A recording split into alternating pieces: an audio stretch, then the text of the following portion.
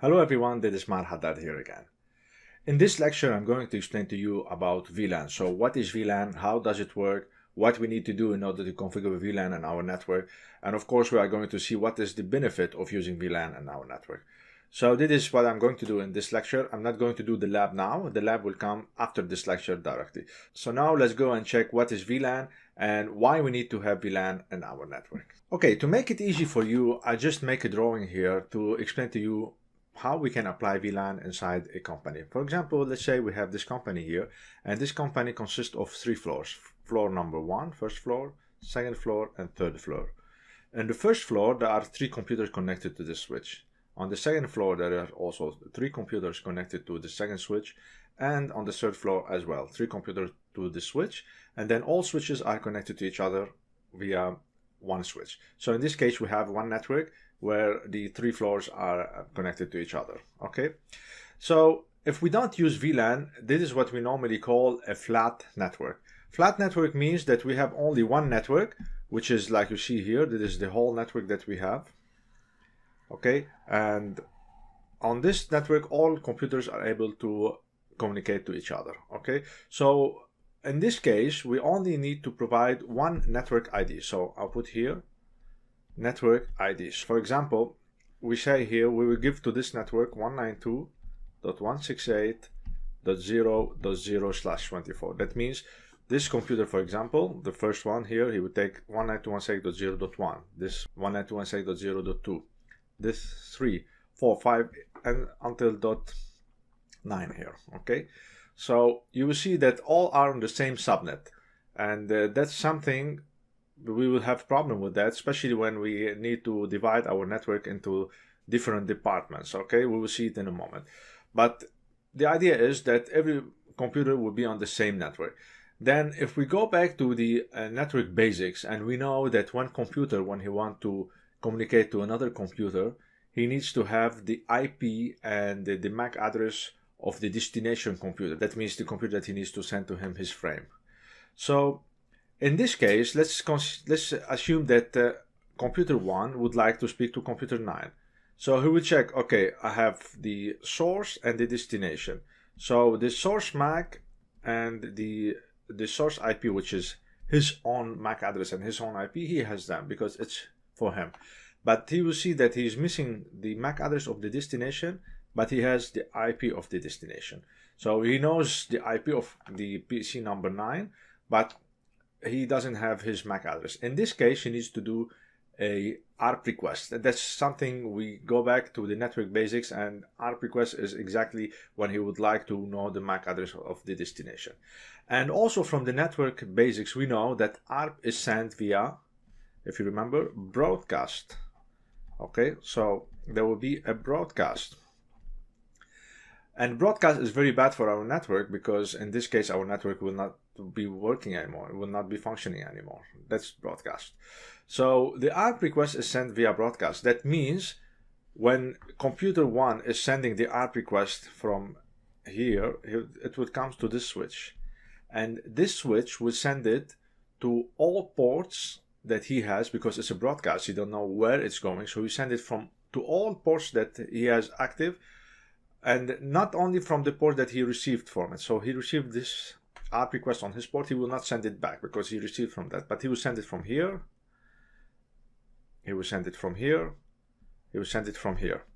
So it goes to computer 2, computer 3, then it goes here, it will send to here, and to this switch send it here, here, here, and also it will go to this switch, and this switch send it here, to here, to here. So you can see that because we are in a flat network, then the broadcast is sent to all computers and all our network, and this is causing problems to our network. So this is what we call in the flat network, we have a one broadcast domain. Okay, one broadcast domain. That means that the broadcast is sent to everyone in the network. So it's one domain. Okay, so you can see this is one broadcast domain. So the whole network here is a one broadcast domain. So this is one problem of the flat network that we can see now, that in case there is any broadcast and in the network, there are a lot of broadcasts. You can have ARP requests, you can have DHCP requests, you can have many other type of protocols that needs broadcast. And then in this case, every time there is a broadcast, the whole network will not be functioning anymore. And that's a big problem that we have in our case. And as you remember, because we are working on switches now, and that's layer 2, and layer 2 doesn't divide broadcast, it only divides the collision. So it can make different collision domains, and the switch can do that. But broadcast, you cannot stop it. It's only the router which can stop it. Okay, so that's one problem that we have. So we say here we have one network ID, and then 2, it's one broadcast domain. And that's another major problem that we have. Okay, now let's check also the third problem that we may have here. But let me first clean a bit the pictures to be able to explain to you the third problem. Now, the third problem that also we may have here is, in case, for example, we say, okay, for floor 1, I want all SAGE people to be connected to the floor 1. So this switch here is connecting all computers which are from the SAGE department. And we say on the floor number 2, I would like to have the finance. Okay, let me grab another color. So we say here, this is for the finance. And for the floor number 3, we say here we have the, for example, marketing. Okay, so what will happen now that, okay, we divided physically the users which are in each of the department to be connected to each other. For example, in our case, we say floor 1 is SAGE. That means all computers which are on the floor number 1, they are from the SAGE department. So they are all physically connected to this switch. Okay, and then the same for the finance and the same for the marketing. So here the problem is we cannot apply security to say, well, we don't want the finance department or finance users to get access to the SAGE users. Okay, so that means the PCs of the finance to be able to get connected to the PCs of the SAGE, because again, they are on the same network, they are in a flat network. So we cannot also apply a security policy here, because at the end they are on the same network, and that's also a big problem that we may encounter, that you cannot also make security. And that's also point number 3, which is that we have problem with security. Okay, so we cannot secure our network and say, well, this department, I would like also, for example, the SAGE, to not allow them to do that and that and that, and also allow them to do this and this and this. Same we do on the finance, on the marketing, because at the end, if we want to make a security, it's going to be for the whole network, because again, it's a flat network, it's one network, it's one subnet. Okay, so in this case, we have also problem with security. And the last thing that I want to explain here, the problem, let's imagine that we have on this number 3, we said is on marketing. I will take the green color. And we say that this switch goes off. Okay, in this case, when the switch of the marketing goes off, then the whole network or the whole computers which are connected to this switch, which are the marketing users, they are also not able to work on the network anymore because the switch is off. Okay, and that's also another problem. So we have a major problem that in case a switch is off, for example, it gets damaged or it's not working or someone took the power out of it, then in this case the users which are sitting inside the marketing department in the 3rd floor, they're also not able to be connected to each other. So there will be each computer a standalone computer. And we know in our days we really need a lot to have access to the network to be able to make our work. Okay, same applies for the other switches, for the finance or for the SAGE. So that's also, we can say here, one point of failure. So if we go here to point number 4, we can say one point of failure. Okay, and in our case, the whole marketing department will shut down and we will not be able to work in case the switch is off. So these are the main ideas that we have in this case, and we can also add on it one more point. Like, for example, say that the switch of the marketing is working, okay, and we have the network is working, but we need to add one more employee. And on this switch of the marketing, employee working for marketing, then this switch doesn't have any ports left to be able to connect to the user to that switch.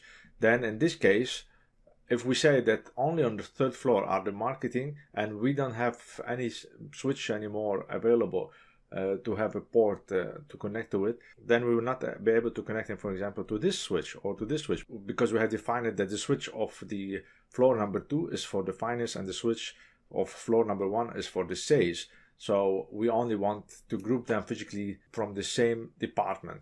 And that's something also a problem that we can name it, because also in this case we need to buy a new switch and we need to have more ports to be able to connect the new marketing guy on the new switch, which normally should be connected also to the switch of the marketing.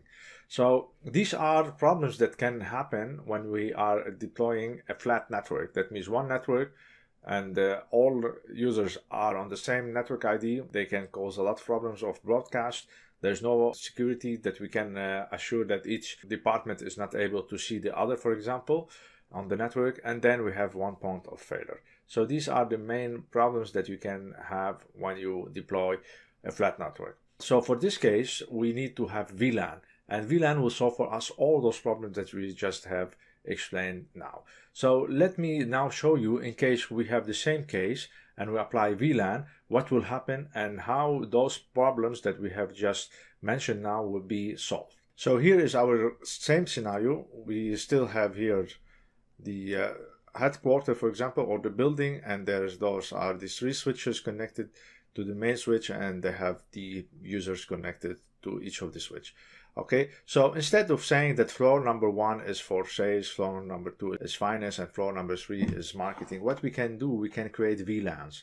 And we can say, okay, VLAN number 10, let me write it on the blue color. So we say VLAN number 10 is for sales. And then VLAN number 20, it is for, we said here, finance. And we take the red one, VLAN number 30, it is for the marketing. So that's something, the VLAN, it's virtual local area network. So that's something virtually. So we still physically, if you see physically, the same computers are still connected physically as it was on the previous case. So if we go to the previous slide, we see that 1, 2, 3 PCs connected to this switch, 1, 2, 3 PCs to this switch, 1, 2, 3 PCs to this switch, right? But in this case also, we can look that 1, 2, 3 PCs connected to this switch and so forth. So all the physically switches are still connected, they are.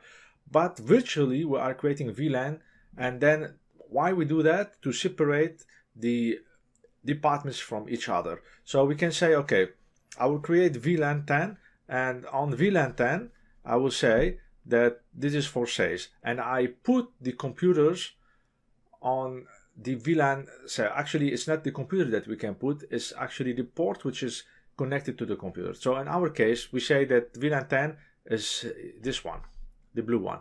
So I will come to this switch, I will say this port, and this port, and this port, I would like to put them on VLAN 10. So when we put the port inside VLAN 10, then directly the PCs, which are here connected to those ports, they become like they are connected to the same switch. Okay, so they will be like one network together.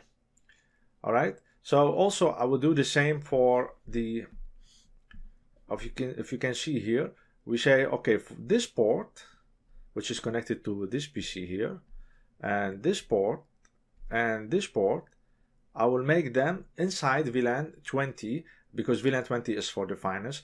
And then those computers which are here on the yellow circle over here, they will be inside VLAN 20, and I define that VLAN 20 is for finance. Then in this case, those PCs, they will be working together only. Okay, and same I do at the end for the VLAN 30, and I will say that this port and this port and this port, which are connected to those PCs here. Okay, so I will make those ports on VLAN 30, and I will say that VLAN 30 is for marketing. Then in this case, what will happen, that here all users will be in the marketing, and here all users will be in the finance, and here all users will be in the sales. Okay, so what does it mean? It means like we are grouping the same users or the same PCs based on the function they do, even if they are connected physically to the same switch, but they are not able to communicate to each other. So you can see here that this PC and this PC and this PC, they are all connected physically to each other. You can see here the cable, they are connected physically to each other, but they cannot communicate to each other. Why? Because each of the PCs are inside a different VLAN. And in this case, what will happen is we will solve the problems that we have just mentioned here, which are the network ID, the broadcast domain, the security, and one point of failure. How we can solve the problem? Let's first talk about, we said first, the network ID. So it's a concept that you have to remember. Each VLAN has a network ID. That means, in my case, I will say, okay, for sales, I will say the network ID will be 192.168.0.0/24. That means this will have 192.168.0.1, this .2, and this .3. 192.168.0. something. For the finance, I will say, okay, for the finance, I will take the range of IP of 10.10.10.0/24. Then in this case, the finance here will have 10.10.10. something. So here is .1, here .2, here .3. Okay, so you can see they are on different network ID. So I'll put here 192.168.0. something. Okay, and then at the end also the VLAN 30, which is the marketing, I will give an IP address to it. For example, 172.16.0.0/24. So here it will be 172.16.0. something. Okay, then here is 192.168.0.1, the 2.3. So that means that each VLAN will have its own network ID, and we solved the first problem that we have seen in the flat network.